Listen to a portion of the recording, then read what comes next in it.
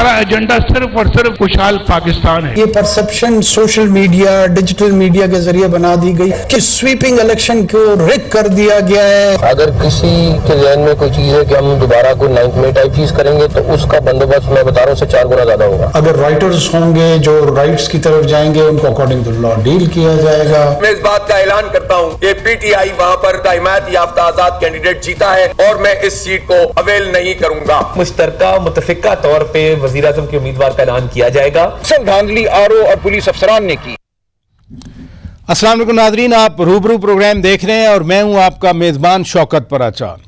वाह वाह, 8 फरवरी 2024 का इलेक्शन जहांगीर खान तरीन साहब की सियासत ले डूबा, सिराजुल हक साहब की अमारत ले डूबा और शायद मियां नवाज शरीफ की चौथी बारी ले गया। फिर भी पीटीआई सड़कों पे मुजाहरा कर रही है, लेकिन मोहसिन नकवी कह रहे हैं, वज़ीर आला पंजाब कह रहे हैं कि कोई और 9 मई प्लान किया जा रहा है जिसकी हरगिज़ इजाज़त नहीं दी जाएगी। और निगरान वज़ीर आज़म अनवारुल्लाह काकड़ साहब भी यही बात कर रहे हैं कि हम किसी तरह भी अफरा तफरी फैलाने की इजाज़त नहीं देंगे। यानी रियासत जो है उसने भी अपना एक फर्म डिसीजन लिया हुआ है। लेकिन मसला तो है, वो मसला इसलिए आज इलेक्शन कमीशन ऑफ पाकिस्तान ने कौमी असम्बली के 13 और सूबाई असम्बलियों के 16 हलकों पर हतमी नताज जारी करने से आरोज़ को मना कर दिया। और आलमी बरादरी भी बाहर से जितने बयानात मैंने देखे, मसलन स्टेट डिपार्टमेंट का यानी अमेरिका का, मसलन बरतानिया के वज़ीर ख़ारजा जो साबिक वज़ीर आज़म भी रह चुके हैं, डेविड कैमरून की बात कर रहा हूँ, उनका बयान था, यूरोपियन यूनियन का बयान था, ऑस्ट्रेलिया का बयान था। ऑस्ट्रेलियन हाई कमिश्नर नील हॉकिंग ने अपने ट्वीट में कहा कि जी जो एनॉमलीज हैं उनकी तहकीकात होनी चाहिए। यानी मसला तो है, तो क्या मसले का हल फिर स्ट्रीट पावर शो करने में है, शाहराएं बंद करने में है, या मसले का हल जो कानून और आइन में मैकेनिज्म दिए गए हैं ऐसी सूरत हाल में उन पर अमल करने के लिए है? और इससे अगला मरहला तो अभी हुकूमत साजी का भी रहता है। अभी पीपल्स पार्टी की सेंट्रल एग्जीक्यूटिव कमेटी का इजलास शुरू हुआ है। नून लीग के साथ राब्तों के बारे में जो मियां शहबाज शरीफ और आसिफ जरदारी साहब के दरमियान बातचीत हुई वो पार्टी की सेंट्रल एग्जीक्यूटिव कमेटी के सामने रखी जाएगी। लेकिन बाहर जितने भी लोग बोले पीपल्स पार्टी के, सब ने कहा कि हमें अपोजिशन में बैठना चाहिए। ये बड़ी ख़तरनाक बात है, क्योंकि पीपल्स पार्टी नून लीग के साथ बैठ जाए तो वो हुकूमत बना सकती है। पीपल्स पार्टी अगर रिमोट चांस हो पीटीआई वालों के साथ बैठ जाए तो फिर पीटीआई हुकूमत बना सकती है। नून लीग और पीटीआई कभी हुकूमत नहीं बनाएंगे, तो फिर अगर पीपल्स पार्टी भी अपोजिशन बेंचेस पे बैठती है तो हुकूमत कैसे बनेगी? मैं ये मामलात अपने मेहमानों के सामने रखूँगा। हमारे आज रूबरू हैं कराची से पीपल्स पार्टी के सेनेटर और पीपल्स पार्टी के उहदेदार भी हैं जनाब सेनेटर वकार मेहदी साहब। टेलीफोन लाइन पर हमारे साथ मौजूद हैं माहिर कानून हैं, साबिक सदर सुप्रीम कोर्ट बार एसोसिएशन जनाब एहसन बोन साहब, और स्टूडियो में जनाब शोएब शाहीन साहब। बहुत शुक्रिया आप तशरीफ़ ले आए। एहसन बोन साहब से अगर इजाज़त दें तो मैं ज़रा बातचीत का आगाज़ करता हूँ। एहसन बोन साहब, जो मसला है वो धांधली हुई नहीं हुई, वो रिजेक्टेड वोट थे, उनको रिजेक्ट किया गया या वाकई रिजेक्टेड थे, वकला जब साइलिन को ले आते हैं इंसाफ के लिए तो वो अदालतों की तरफ राग़िब करते हैं, बाकायदा पैसे भी लेते हैं वो अपने साइलिन से, क्लाइंट से, कि नाइंसाफ़ी का जो एक अजाला है वो सिर्फ अदालतों में होना चाहिए। तो अब चूंकि इलेक्शन के बाद ये मसला है, कोई डिनाई करे ना करे अलहदा बात है, ये मसला सड़कों पे हल होगा या अदालतों में हल होगा? बात ये है कि ये आपकी बात बिल्कुल ठीक है कि वकला साइलिन को ये कहते हैं कि उनके मसाइल जो है अदालतों में हल होने चाहिए, लेकिन ये पॉलिटिकल मसाइल जो है ये अदालतों में हल नहीं होते। और ये ओवरऑल जो मुझे सूरत हाल नजर आ रही है इसमें बड़ी गंभीर सूरत हाल है। इसमें मैं समझता हूँ कि बड़ी सेनली चीजों को देखना पड़ेगा। ये बात देखें, ओवरऑल जो पीटीआई का एक मैंडेट की सूरत हाल या इंडिपेंडेंट की नजर आ रही है वो तो एक क्लियर लाइन नजर आ रही है कि मेजॉरिटी में है। उसके बाद बाकी ये हुकूमत बनाने के लिए किसी भी एक पॉलिटिकल पार्टी के पास जो है मेजॉरिटी नहीं है। नहीं एहसन बोन साहब, मैं हुकूमत साजी के मामले पे बाद में आऊंगा। पहले देखें ना, बड़े सीनियर वकला हैं, यानी शोएब शाहीन साहब खुद Islamabad high court bar association के प्रेसिडेंट रहे हैं। सरदार लतीफ़ खोसा साहब मेरा ख्याल है आप सब के उस्तादों में से हैं। सलमान अकरम राजा साहब इतने सीजन लॉयर हैं। इनके होते हुए बैरिस्टर गौहर खान जो चेयरमैन है वो खुद लॉयर हैं। सियासी मामला ठीक है, ये सियासी एजिटेशन तो है नहीं, यानी इलेक्शन में धांधली का मामला या बैलेट पेपर रिजेक्ट करने का मामला स्ट्रीट की बजाय ट्रिब्यूनल में हल होना चाहिए, हाई कोर्ट में हल होना चाहिए, सुप्रीम कोर्ट में हल होना चाहिए। बात ये है कि ये बात एक आपकी जो लीगल व्यू पॉइंट है उससे बिल्कुल यही रास्ता है इनके पास कि सिर्फ और सिर्फ इसको इवन जो इसमें लॉ है वो ये है कि कोई भी जब एक गलत या सही रिजल्ट बना देता है रिटर्निंग ऑफिसर या presiding officer, there after he becomes functus officio and there after only remedy lies under article 2 to 5 of the constitution आप इलेक्शन पिटीशन में जाएंगे। इसके अलावा कोई नहीं है।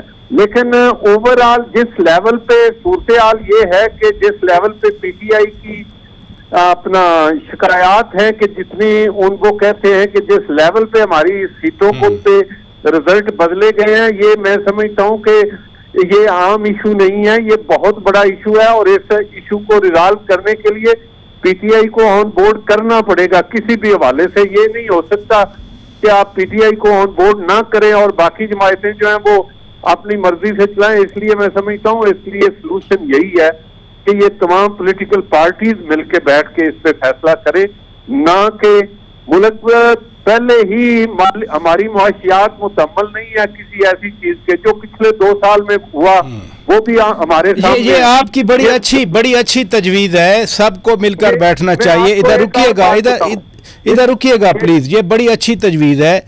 शोएब शाहीन साहब, अच्छी बात है, सेनेटी की बात है, लेकिन जो ख़तरा मोहसिन नकवी साहब ने बयान किया, वज़ीर आज़म साहब भी बयान कर रहे हैं, वाकई को नया 9 मई प्लान हो रहा है। देखें इब्राहिम साहब, मैं आपको 9 मई के हवाले से लेकर आज तक एक बात आपको कहता था, जो कुछ 9 मई के किरदार और जो उसके लिखारी थे ना उस ड्रामे के, आज वही 9 फरवरी को हुआ। 8 फरवरी को तो हम जीत गए थे। मैं अपने हल्के की बात करता हूं। अब पूरे मीडिया ने मुझे बताया जीता हुआ, मेरे पास फॉर्म 45 है ओरिजिनल, उसके मुताबिक मैंने 1,04,577 तकरीबन 1,05,000 के करीब मैंने वोट लिए हैं इसी हल्के से, इस NA 47 का जहां मैं बैठा हुआ हूं। मुझे बताएं, मेरा अपोनेंट ले रहा है 51,000, किसी ने ऑब्जेक्शन नहीं किया, सबने मुबारकबाद देगी, घर चले गए। सुबह जब आते हैं तो जरा पता चलता है। अब ये मसला है, मैं बार बार कह रहा हूं, इसका हल कहाँ है? गलियों में है, बाजारों शाहराएं बंद करने में है, मैं आगे ला रहा हूं, ट्रिब्यूनल में जाने का, हाई कोर्ट में जाने का, सुप्रीम कोर्ट। मुझे सिर्फ 1 मिनट दे दीजिए। जी, मैं चला जाता हूं इलेक्शन कमीशन के पास, ठीक है, कि जनाब ये जो कंसोलिडेशन कर रहे हैं ना 45 की बुनियाद पर फॉर्म 47 जारी होता है, ठीक है, 47 ने गलत कर दिया, आप उसके बाद होता है 48 49। जी, आप इसको रोक दें क्योंकि ये मेरे पास फॉर्म 45 है, ठीक है, ओरिजिनल प्रिजाइडिंग ऑफिसर। मैं अकेला नहीं था, कंटेस्टिंग कैंडिडेट मुस्तफा खोकर भी था, जमात इस्लामी भी था, तहरीक लब्बैक भी थी, पीपल्स पार्टी भी थी, सबके पास वही है। अब उन्होंने रोक दिया, कल इलेक्शन कमीशन ने कहा कि नहीं ये स्टे कर दो, कंसोलिडेशन नहीं होगी। मैं रिटर्निंग अफसर के पास गया, उसने मुझे लिख के दिया ओरिजिनल कि जनाब हमने पोस्टपोन कर दिया consolidation process. Can you imagine, आज सुबह जब हम उठते हैं कोई दिन के 1 बजे के करीब पता चलता है कि इलेक्शन कमीशन ने नोटिफिकेशन भी कर दिया। यानी बंदा ट्रस्ट किस पे करे, किस इदारे पे करे, रिटर्निंग अफसर पे करे, इलेक्शन कमीशन पे करे। मैं अगेन इसका हल जो है, 1 मिनट, आप सिर्फ अपने हल्के की नुमाइंदगी, मैं ओवरऑल पाकिस्तान की बात कर रहा हूं, मैं आपको ओवरऑल एक पीटीआई के लीडर की इस्लामाबाद के 3 हल्कों की बात कर रहा हूं, ठीक है, 3 हल्कों में पूरे मुल्क में जो एक महाजराई की कैफियत जिसकी तरफ एहसन बोन भी कह रहे थे कि इस मसले का हल अदालतों में है या शाहराएं बंद करने में। दोनों बातें, शाहराएं तो हमने किसी जगह बंद नहीं की, मैंने आज भी प्रोटेस्ट किया, कल भी किया, परसों भी किया, मैं रोज कर रहा हूं, लेकिन हम ना शाराएं बंद करना चाहते हैं, ना हमारा मतमा नजर है, ना हमारा मकसद है। हम नहीं होगा दोबारा। पहले भी जिन्होंने किया था उनके किरदारों का तयन इमरान खान ने क्या कहा था, उसने कहा जुडिशल कमीशन बना दो, 3 CCTV फुटेजेस ले आओ, GHQ पे हमला, कोर कमांडर हाउस पे हमला और इस्लामाबाद हाई कोर्ट पे हमला, और आपको सारा दूध का दूध पानी का पानी हो जाएगा। ये ड्रामा रचाया गया था कि हम किसी तरीके से पार्टी को डिसमेंटल कर सकें। बात है, मगर मैं उसमें आता हूं एक बात करके। जी बात सिर्फ सिंपल ये है, इस वक्त बून साहब ने अच्छी बात की, मुल्क तबाही के दहाने पे पहुंच चुका है। अब अगर आपने सेंसिबली इसको डील ना किया, अगर आप ये समझते हैं कि हम PTI को कार्नर करके उस PDM 2 का ड्रामा रचा के हमने उनको मुसल्लत कर देना है अक़लियत को अक्सरियत पे, तो ये मुल्क चलने वाला नहीं है। इसका नुकसान हमारे 25 करोड़ आवाम को होगा, इसका नुकसान मुल्क की इकाइयों का होगा। आपके पास $24 बिलियन अभी फौरन आपने रीपे करना है। चले इधर रुकिएगा सेनेटर साहब, ये फरमाइए, मसला तो है, मसलन आपकी अपनी पार्टी ने, सैयद मुराद अली शाह साहब ने कराची के हवाले से तहफ़्फ़ुज़ात का इज़हार किया। आप तो ख़ुद कराची में मौजूद हैं, रैली आपकी वाकई बहुत बड़ी थी वहाँ। अब हाफिज़ नईम अपनी सीट छोड़ रहे हैं, पीर पगाड़ा ने 2 सीटें छोड़ दी। इस मसले का हल क्या हो? स्ट्रीट में एहतजाज करने से बलूचिस्तान को बंद कर दें, पंजाब को बंद कर दें, इस्लामाबाद को बंद कर दें, 9 मई कर दें दोबारा, खुदा न खास्ता, हल कैसे होगा? आप तो सियासी वर्कर से, आप माशाल्लाह सेनेटर बने हैं, आप तो सब कुछ जानते हैं ऐसे मसाइल को। बहुत शुक्रिया जी। बिस्मिल्लाहिर्रहमानिर्रहीम। सारे दोस्तों की मैंने बात भी सुनी। देखिए जी, अदालतें मौजूद है, कानून में सब कुछ लिखा हुआ है। अगर किसी को किसी बात पे इख्तलाफ है, किसी पे एतराज़ है, तो वो अदालतों में इलेक्शन कमीशन के कवानीन के मुताबिक उनको साथ रब्ता कर सकता है।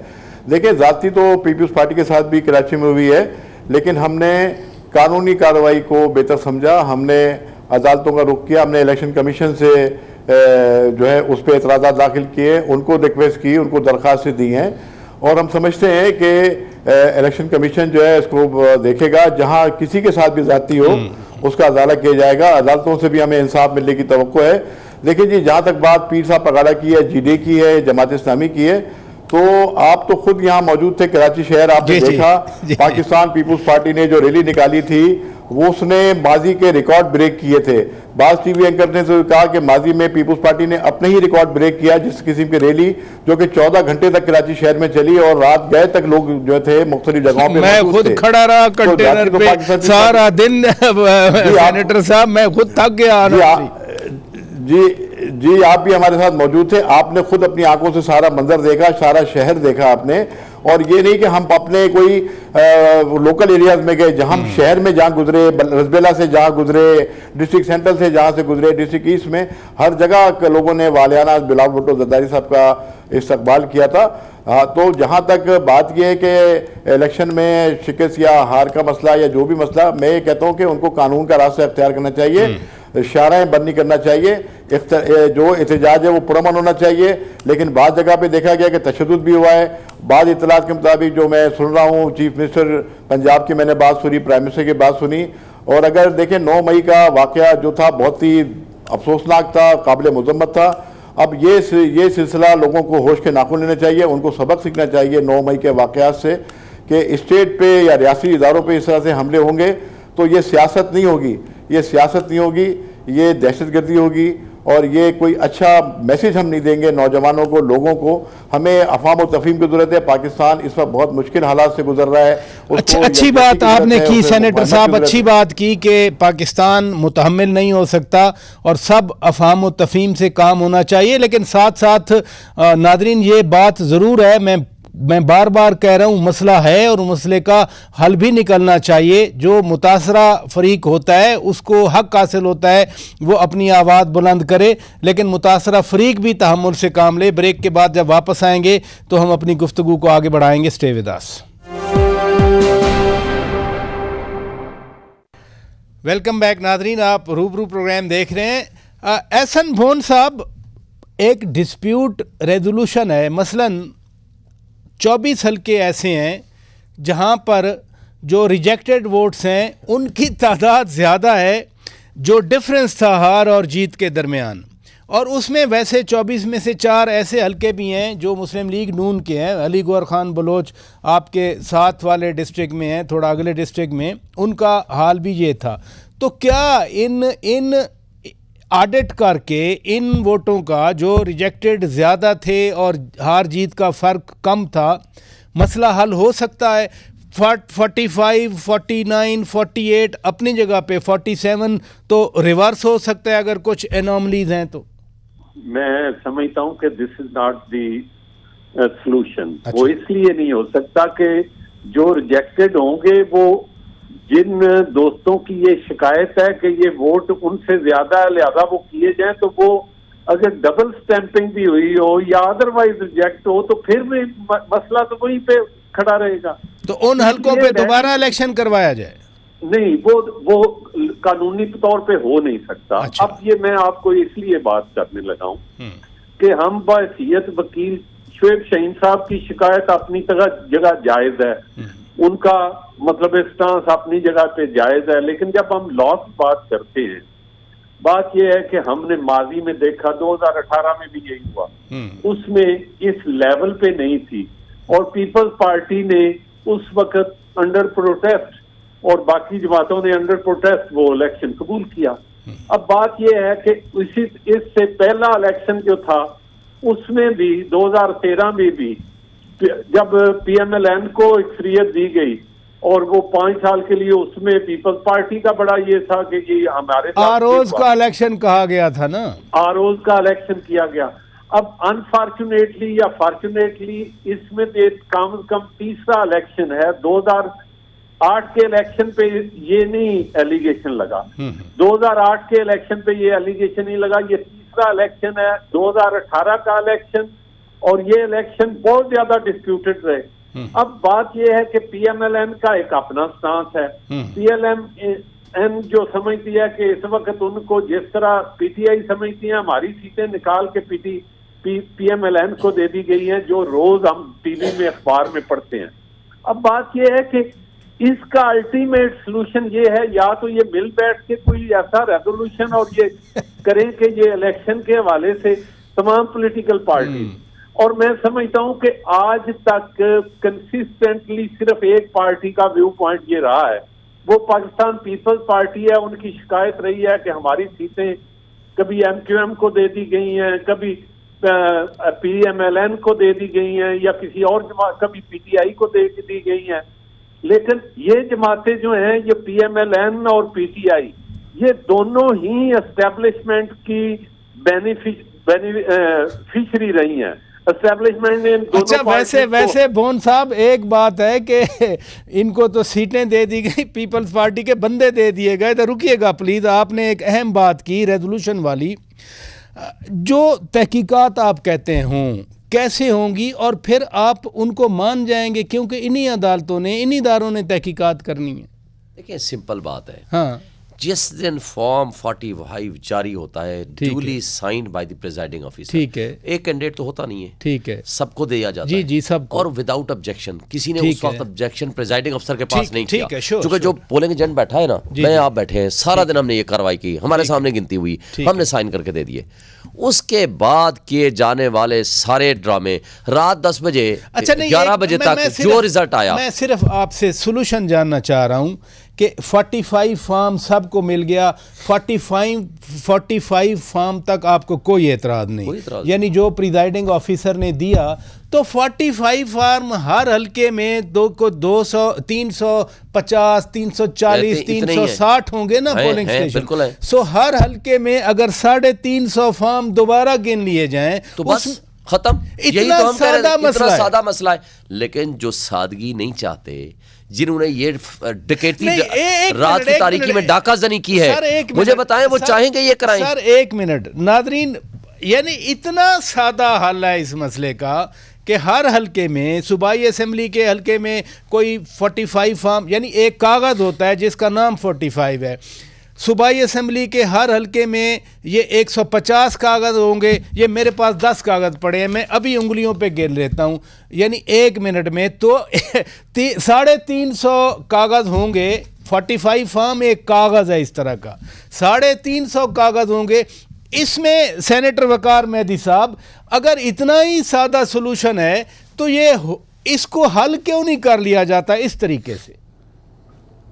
पहले तो मेरे ख्याल है इलेक्शन कमीशन से पूछना चाहिए कि उसका EMS सिस्टम का क्या हुआ, जो वो इलेक्शन मैनेजमेंट सिस्टम लाए थे जिससे प्रिजाइडिंग ऑफिसर को वो अपना रिजल्ट भेजना था आरओस को, वो क्यों नहीं काम कर सका, वो RTS की तरह हुआ जी ना सर। ऐसे है ना सेनेटर साहब, ऐसे है, फर्ज किया हम हुकूमत की बात मान लेते हैं कि टेररिज्म का खतरा था, हमने नेट बंद किया, लेकिन ये 45 फॉर्म यानी का एक पेपर तो मौजूद है ना अपनी जगह पे जो प्रिजाइडिंग ऑफिसर ने दिया, और हर पोलिंग एजेंट के पास है जी, हर कैंडिडेट के पास। जी, जी, बिल्कुल बिल्कुल, यानी मेरे पास भी है, आपके पास भी है, 4 कैंडिडेट थे ना जी सेनेटर साहब। बिल्कुल जी, बिल्कुल। बात यह है कि वो फॉर्म 45 के तहत, उसी के तहत फॉर्म 47 को बनाना चाहिए, उसी के तहत बनता है वो, जिसपे जो है वो बाकायदा रिजल्ट अनाउंस होता है। तो बिल्कुल मैं तो कहता हूँ कि फॉर्म 45 को सामने रख के जिसका भी रिजल्ट है उसको देना चाहिए। हमारे साथ भी ये हुआ है कि बाद जगहों पे हमारे फॉर्म 45 के मुताबिक हमें यहाँ कराची में रिजल्ट नहीं दिया गया और यहाँ ज़ाती की गई है। इस तरह से बहुत से दोस्त भी कर रहे हैं। तो इसका सलूशन जो है वो कोर्टों में, अदालतों में और ये कानून के तहत ये इसका हल निकल सकता है इसके अंदर।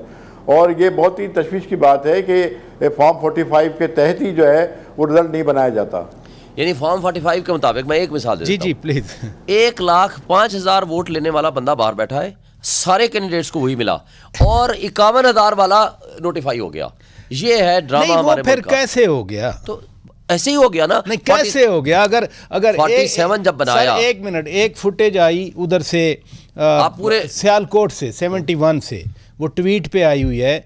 उस्मान डार रात को 11 बजे सारे रिपोर्टरों को बुला के कह रहे हैं कि ये मेरे पास 45 फॉर्म हैं तो हम इतना जीत गए 132-33 हज़ार वोट लेकर, 1,31,000।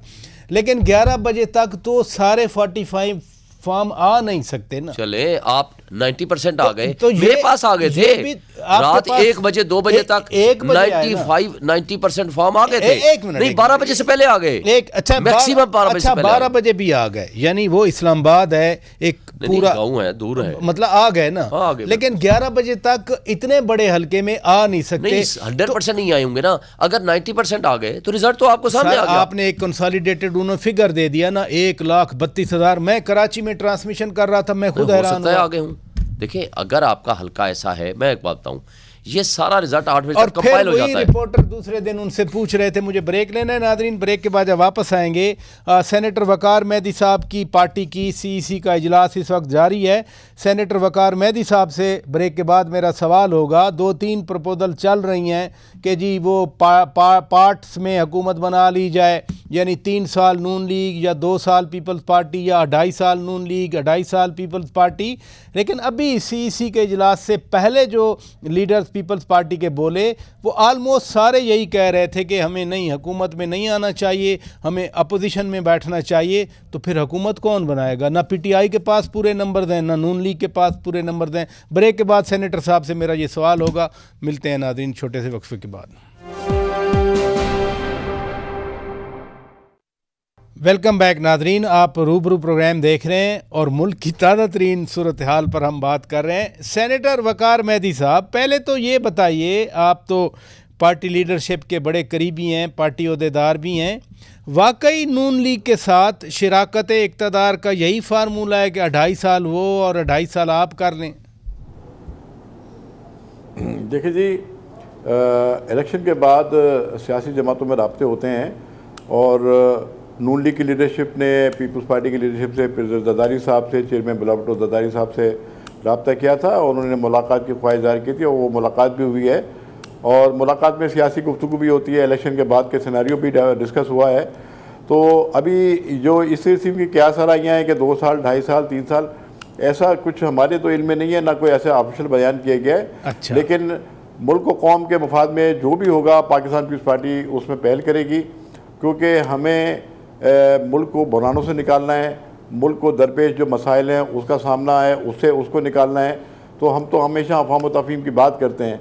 तो इंशाअल्लाह हम जो आवाम के मफाद में, कौम के मफाद में होगा, CEC उसका फैसला करेगी। आज CEC का इजलास हो रहा है, चेयरमैन बिलावल भुट्टो जरदारी साहब, प्रेसिडेंट जरदारी साहब CEC के सामने जो नून लीग से बातचीत हुई है वो सारी सूरत सामने रखेंगे और फिर उनकी मशावरत से जो तय होगा तो उसका फैसला किया जाएगा और उसका ऐलान भी इंशाल्लाह कर दिया जाएगा। चले, एक बात तो आपने कंफर्म कर दी कि कोई 2.5 साल का ऐसा कोई फार्मूला ना नून लीग ने आपके सामने रखा है ना आपने रखा है। इधर रुकिएगा, आपकी पार्टी की शोएब शाहीन साहब पीटीआई की कोर कमेटी का अभी इजलास हुआ शाम में और उसमें कहा गया है कि मरकज़ पंजाब और खैबर पख्तूनख्वा में हुकूमत साजी की हिकमत अमली के लिए खसूसी कमेटियाँ कायम। आपके पास नंबर पूरे नहीं हैं, ना आपके पास पंजाब के नंबर पूरे हैं ना आपके पास नंबर पूरे हैं मरकज़ के लिए, तो आप क्या पीपल्स पार्टी से इत्तेहाद कर सकते हैं? फिर कैसे नंबर पूरा होगा? देखिए, नंबर पूरे हमारे हैं अगर हमारे जो लीगल हमारी जो बैटल है उसके मुताबिक अगर वक्त पे फैसले आ जाते हैं। मसलन जैसे तीनों इस्लामाबाद की सीटें उठा कर दे दी गई PMLN को, और इसी तरह जैसे बाकी पंजाब में हुआ, इसी तरह जो MQM को दे दी गई हैं, वो सारी सीटें हमारी हैं। अब मसला ये है कि फॉर्म 45 की रोशनी में हम चले गए हैं, ECP में भी हैं, हम हाई कोर्ट में भी हैं, हमें इम्कान है कि 2-3 दिनों में फैसला आ जाएगा। वो अगर आ जाता है तो वी आर सेटिस्फाई, हमारी तो 2/3 मेजॉरिटी है, हमें तो किसी के साथ इत्तेहाद करने की ज़रूरत ही नहीं। और वैसे भी हमने तो एक उसूली फैसला किया हुआ है, हमने तो इन लोगों से जिनके रूल आउट हो गया, रूल आउट हो गया, मतलब सियासत में हम 100% रूल आउट। एहसन बोन साहब की जरा एक्सपर्ट ओपिनियन भी ले लेते हैं। उनके साथ किसी एहसन बोन साहब, पीपल्स पार्टी की गो के इस वक्त सेंट्रल एग्जीक्यूटिव कमेटी का इजलास जारी है, फैसला तो उनकी तरफ से आएगा, लेकिन आपने भी देखा होगा जितने लोग गए अंदर वो मैक्सिमम कह रहे थे कि हमें हुकूमत नहीं लेनी चाहिए, हमें अपोजिशन पे बैठना चाहिए। मुल्क के मसाइल जिनकी तरफ आपने इशारा किया, शोएब शाहीन साहब ने इशारा किया, सेनेटर वकार मेहदी सीनियर पॉलिटिशियन है, वो बिल्कुल सही फरमा रहे हैं कि मुल्क मुतहम्मिल नहीं हो सकता टकराव का। अगर पीपल्स पार्टी भी अपोजिशन पे बैठ जाए तो फिर हुकूमत नून लीग और PTI मिल के तो नहीं बना सकते। मेरा ख्याल है, मैं आपको बीइंग ए पॉलिटिकल वर्कर जी ये बात अर्ज करूंगा कि ये एक किसी भी पॉलिटिकल पार्टी की एक स्ट्रेटेजी हो सकती है चीजों को देखने के लिए और करने के लिए, लेकिन मेरा ख्याल है मौजूदा हालात में, जैसा कि मैंने मोहतरम जरदारी साहब के इंटरव्यू देखे हैं, उनकी स्टेटमेंट देखी है, वो ये समझते हैं कि इस वक्त मुल्क जो है वो इस सारी चीज का मुकम्मल नहीं हो सकता। तो इसलिए या तो ये है कि कोई भी अगर पॉलिटिकल पार्टी समझती है कि वो भी कहते हैं पार्टी हमने ये हुकूमत बनाएंगे, PTI भी बिल्कुल इंडिविजुअली अपना तनहा नहीं बना सकती जी तो अपना PMLN भी नहीं बना सकती, तो then the only solution remains again they will go and they will ask for the public mandate। इसके अलावा कोई चारा नहीं, जो कि इस वक्त मुमकिन नहीं है। यानी दोबारा इंतखाब, आप कह रहे हैं कि फिर दोबारा इंतखाबात कराना पड़ेंगे। ये आईनी रास्ता यही है कि अगर कोई भी पॉलिटिकल पार्टी ये अपना वोट ऑफ कॉन्फिडेंस नहीं ले सकती, रिक्वायर्ड नंबर नहीं ले सकती, तो फिर then they will go for the mandate, new fresh mandate from the public. आईनी रास्ता ये है। लेकिन ये जो बात कर रहे हैं मेरे ख्याल में मोहतरम शोएब शाहीन साहब, ये भी उस लेवल पे काबिल अमल नहीं है। ये पॉलिटिकल बात हो सकती है, ठीक है, लेकिन मैं मौजूदा हालात में ये समझता हूँ कि कोई बंदा ये कहे कि हम इंडिविजुअली ये कर सकते हैं तो वो मुमकिन नहीं है। इधर रुकिएगा शोएब शाहीन साहब, एक तो होती है ना मखलूत हुकूमत, यानी एलाइड गवर्नमेंट, एक कहीं ना कहीं से कुछ ऐसा भी इम्प्रेशन आ रहा है कि कौमी हुकूमत बना दी जाए जिसमें सब सियासी जमातें हों और कोई ऐसा शख्स जो बिल्कुल ही जिस पर किसी को इख्तलाफ ना हो, जो कंसेंसस जिस पे हो सकता हो, वो मुल्क चलाए ताकि इन मसाइल से निकाला जाए। क्या आपकी पार्टी किसी ऐसी तजवीज़ को ज़हन में रख कर आगे बढ़ सकती है? देखिए, कौन सी कौमी हुकूमत, जिसको मैंडेट मिला है उसको आपने डाका जनी के जरिए वापस नहीं दिया, उसको आपने चुरा लिया। अब कैसे हो सकता है कौमी हुकूमत? क्या मतलब है? यानी जिन्होंने डाकाजनी की है उनको हम शामिल कर लें इक़्तिदार में, और जिनके साथ जुर्म हुआ है वो उसके साथ शरीक जुर्म हो जाए। सब तो धांधली से नहीं जीत के आए ना, 90% 2-4 10 सीटों पे होगा, 20 पे हो जाएगा। 20 पे नहीं है ना सर। अच्छा। 20 पे नहीं है। मैंने आपको जैसे आपने फार्मूला बताया 45 फॉर्म वाले मैं नहीं बता रहा, मैं तो आपसे चले आपकी एक बड़ी रीजनेबल राय थी ना presiding officers in the presence of all polling agents, और किसी ने ऑब्जेक्शन नहीं किया। ठीक है, उसके ऊपर अगर आप कंसेंसस कर दें, आज बैठ कर फैसला कर लें, जिसकी जितनी सीटें बनती हैं उनको दे दें, कोई इशू नहीं है। अच्छा, लेकिन बात ये नहीं, ये कौमी हुकूमत का सिर्फ ड्रामा ही हो सकता है। देखें, लोगों ने आज इमरान खान और पीटीआई को वोट दिए हैं, अगर उसके मैंडेट को चोरी करके अगर आप ये तस्वर कर लें कि हमने उनको गिरा लिया, तो ये मुमकिन नहीं है। देखें, पब्लिक सपोर्ट के बगैर कोई हुकूमत इन मसाइल का हल नहीं कर सकती। क्या सियासी अदम इस्तेकाम PDM 2 बना के मजीद आप बढ़ाएंगे? नहीं। क्या सियासी माशी इस्तेकाम आएगा? क्या बाहर की दुनिया इन्वेस्टमेंट लेकर आएगी? क्या आपके ऊपर ट्रस्ट करेगी? PDM सुन ले सर, हमने देना है ना PDM 1 ने सर PDM 1 के ऊपर तो फिर भी कंसेंसस था टू सम एक्सटेंट के जी ये इलेक्टेड लोग हैं। मुझे बताएं, PDM 2 में तो ये इलेक्टेड नहीं है, पूरी दुनिया तमाशा मचा रही है, वो कह रही है कि ये इलेक्शन गलत है। नहीं, कोई एक इंटरनेशनल मीडिया उठा लें। एक शुएब शाहीन साहब, एक बात मैंने खुद बयानात का हवाला दिया, क्योंकि मैं फॉरेन पॉलिसी फॉलो करता हूँ। हर बयान में ये ज़रूर कहा गया है कि we are eager to work with the next government of Pakistan, कि हम इरेगुलरिटीज वो एड्रेस, वो कह रहे हैं एड्रेस करें, एड्रेस होना चाहिए। मुझे बताएं, हम तो खुद कह रहे हैं कि मसाइल का हल निकालना चाहिए। मैं सिंपल बात है, सिंपल, जिसको जो मैंडेट मिला है नेक नीति से उनके हवाले कर दें, लेट इट बी फाइनलाइज, और ये एक दिन का काम है और हल हो जाएगा। मैं जरा सिर्फ नियत की जरूरत है। मैं सेनेटर साहब से जरा राय ले लूं। सेनेटर साहब, आपके सिंध में विक्ट्री पर तो शायद ही किसी को इतना बड़ा एतराज़ हो, तो आपकी गवर्नमेंट तो बन जाएगी। मुझे ये बताएं कि वही शाह साहब वज़ीर आला बनेंगे या वो दूसरे शाह साहब वज़ीर आला बनेंगे? देखिए जी, बात यह कि जो वज़ीर आला का फैसला लीडरशिप करती है, जी इसमें कोई दरखास्त नहीं मांगी जाती, कोई कैंडिडेट नहीं होता। इसमें मेरिट पे और इस पे मेरिट पे और सलाहियत के बुनियाद पे लीडरशिप फैसला करती है कि कौन बेहतर अंदाज से इस स्लॉट को चला सकता है, इस मनसब को संभाल सकता है। और माजी में जितने भी फैसले मेरी लीडरशिप ने किए हैं वो बेहतरीन फैसले किए हैं। मुराद अली शाह साहब भी एक बेहतरीन वज़ीर आला साबित रहे, इससे पहले कायम अली शाह साहब भी थे, वो भी बेहतरीन वज़ीर आला थे। तो इंशाल्लाह जो भी होगा बेहतरीन फैसला होगा। वो जो मैं नए शाह साहब की बात कर रहा हूँ वो भी बन सकते हैं। आपने कायम अली शाह साहब का कह दिया, आपने मुराद अली शाह साहब का बता दिया, एक और शाह साहब का मैं पूछ रहा हूँ, वो भी उम्मीदवार हो सकते हैं? देखिए जी, 84 लोग जो मुंतखब हुए हैं सब वज़ीर आला बनने के लिए अहल हैं, क्योंकि जो होता है वही वज़ीर आला बनता है। तो जो लीडरशिप है वो इन 84 लोगों में से जो है वो फैसला करेगी कि कौन मुंतखब हो सकता है, कौन बेहतर हो सकता है। एहसन भोन साहब, अगर मैं आपकी कम्युनिटी के हवाले से, सिविल सोसाइटी के हवाले से, वकला तंजीमों के हवाले से मैं ये आपसे अगर गुजारिश करूं कि सुप्रीम कोर्ट बार एसोसिएशन है, पाकिस्तान बार कौंसिल है, हाई कोर्ट बार एसोसिएशन हैं, सिविल सोसाइटी पाकिस्तान में माशाल्लाह बड़ी मजबूत है, क्या किरदार अदा कर सकते हैं कि इस क्राइसिस से मुल्क को निकाला जाए? मियाँ साहब ने खुद भी कहा था कि मुल्क बार बार नए इंतखाबात का मुतहम्मिल तो हो नहीं सकता। मेरा ख्याल ये है कि आप, मेरा जो एक शुएब शाहीन साहब की बात थी वो बिल्कुल ठीक बात है। इस हद तक डकैती वालों को मैंडेट नहीं है, वो जिनका है मिलना चाहिए, लेकिन रवायत यही है नहीं, बट हु विल डिटरमिन के वो डकैती वाला है और दूसरों को मिलना चाहिए जो दावा कर रहे हैं? मेरी बात तो सुन लें जी। लेकिन मैंने देखा है पिछली भी 2 टर्मों से डकैती वालों ने ही किया, हुकूमत की है और उनको लीवरेज दिया गया। अच्छा, ठीक है। तो अब भी इनको ये बर्दाश्त करना पड़ेगा, बाकी अदालतों ने करना है। मेरा ख्याल है बार एसोसिएशन तब रोल अदा करती है जब तमाम पार्टीज उनको ट्रस्ट करते हुए उन पे आए, उनको सालस मांगे, लेकिन जब तक वो सालस नहीं मानेगी इस वक्त बार एसोसिएशन अपने आप को मुलायम करने की बिल्कुल मुकम्मल नहीं हो सकती। बहुत शुक्रिया जनाब एहसन भोन साहब, आपने वक्त निकाला। जनाब शुएब शाहीन साहब, आप तशरीफ़ ले आए, बहुत शुक्रिया। सेनेटर वक़ार मेहदी साहब, बहुत शुक्रिया, आपने तमाम तर मसरूफियात के बाद हमारे लिए वक्त निकाला। नादरीन, कोई शक नहीं है कि nation needs a healing touch, इसमें तो किसी को भी कोई ज़रा रत्ती बराबर शक नहीं है।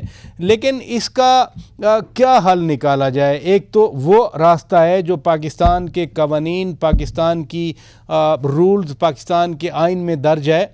अदालतों में पड़े रहते हैं केसेस, ख़ास तौर पर इस तरह के cases. Deputy speaker Qasim Suri साहब का 5 साल तक स्टे पे चलता रहा, डिप्टी स्पीकर भी बने रहे। तो क्या अब ये जो डिस्पोजिशन होगी क्या उन्हीं लाइंस पर होगी? आजकल की जो कोर्ट्स हैं वो क्विक फ़ैसले कर रहे हैं। तो हम तो बहरहाल पाकिस्तान के शहरी की हैसियत से यही चाहते हैं कि सड़कों पर, शाहराहों पर पाकिस्तान के मुस्तकबिल के फ़ैसले ना किए जाएं, बल्कि आइन रास्ता देता है, पाकिस्तान के कवानीन रास्ता देते हैं, पाकिस्तान के इदारे मजबूत भी हैं, फ़ाल भी हैं। तो हमें हर हाल में पाकिस्तान की जो रियासत है उसी के ताबे रहकर आगे बढ़ना चाहिए। अपने मेज़बान शौकत पराचा को इजाज़त दीजिए। खुदा हाफिज़।